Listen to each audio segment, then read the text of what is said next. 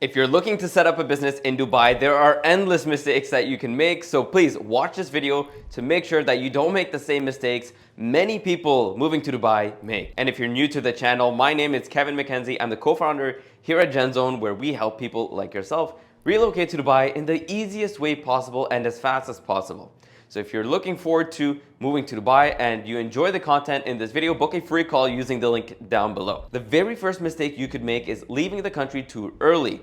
Let's say you set up your license, you get your entry permit, you fly into the country, then you do your medical and biometrics. And once that's done, you think, okay, I'm just gonna leave the country and come back once my residency is issued. Wait, you cannot do that. You have to stay in the country until your residency is issued. Here at GenZone, you'll do your medical and biometrics the same day. We're one of the only people who can do this.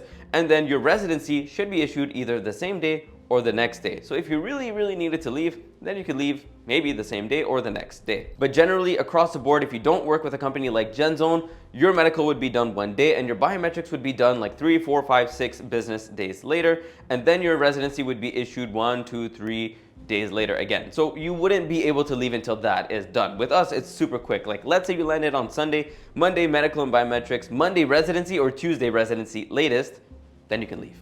While with other people, you would probably have to leave in a week and a half. Now, the second biggest mistake that a lot of people make is choosing the wrong activities for their trade license. It doesn't matter what activities on your trade license, it's probably still going to be issued. That's not the problem. The problem is choosing the wrong ones that will give you issues for banking later. There are so many different activities, literally thousands of activities that you can choose from. And there are probably, in a lot of cases, 10 or 20 that you could potentially use, right, in your specific situation. The key thing is to work with experts who know exactly which ones will not give you issues based on a combination of different things, where you registered, your nationality, your business type, these things, and the bank that you want, for example. Maybe one bank doesn't like this one, maybe one does. So you need to make sure that you are doing this properly before setting up, because otherwise it's going to be an issue for you later. There's a lot of cases where people get their license issued, visa done, then they go to get their bank accounts approved and it gets rejected, or it's really slow, or they require so much information from you that you wouldn't have to provide if you just didn't select a specific activity that you didn't necessarily need. Now, the next mistake you can make is not knowing the visa validity rules. Ignoring tax residency just to maintain your residency. If you do not return to Dubai one day every 6 months, if you're on an employment visa, your visa will be canceled. And if it is canceled, then you will have a very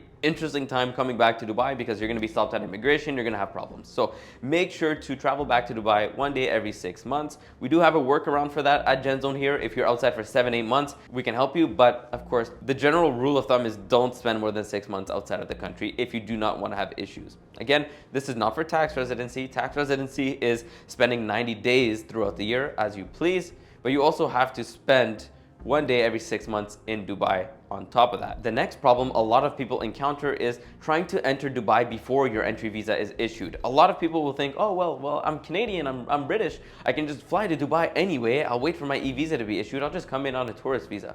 Yeah, sure, you can do that. But what's gonna happen is you're gonna have to pay an additional fee of 1,600 dirhams, which is about $435, in order to convert your status from tourist to resident. And that's if you're lucky. In some cases, the government will tell you you have to leave the country, so book a flight out, and then re-enter. And you cannot do this by driving to the border at Oman. It does not work like that. You actually have to get in a plane and come back by plane. Now, the next thing, which is super important, is choosing the wrong free zone. So there's so many different free zones on the market. The same way there's so many different phones on the market as well, but they're not all the same. Although they can call and text, it's not the same experience. There's a reason why 2 companies own 99% of the share on this market. Same thing with free zones. There are only a handful of free zones that you should be working with.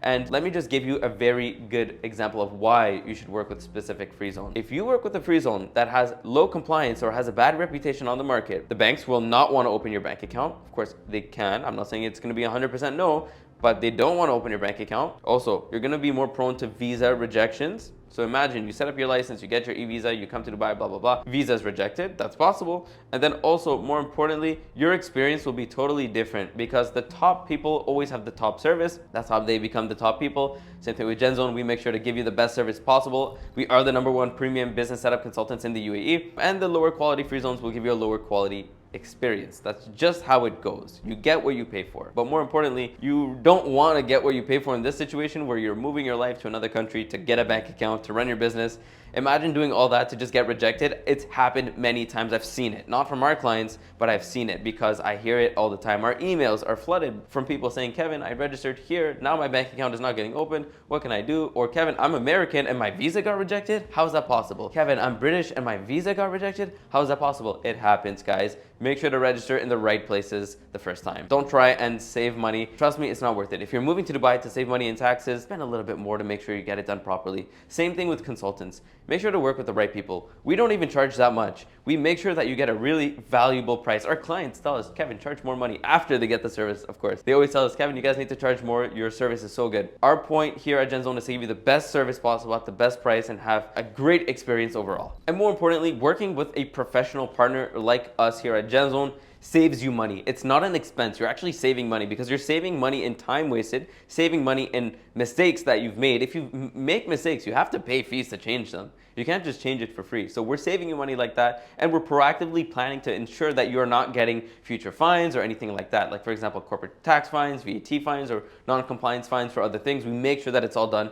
for you in advance when you work with us here at GenZone. So if you're looking to move to Dubai, book a free call using the link down below. And if you're not ready to book a call just yet, watch this video right here. It goes over the full guide, step by step, on how to move to Dubai. But of course, we're very happy to work with anyone across the world. We've worked with people from the UK, Australia, Spain, France, you name it. Every country we've worked with, helped set up over 600 companies in the last 24 months alone.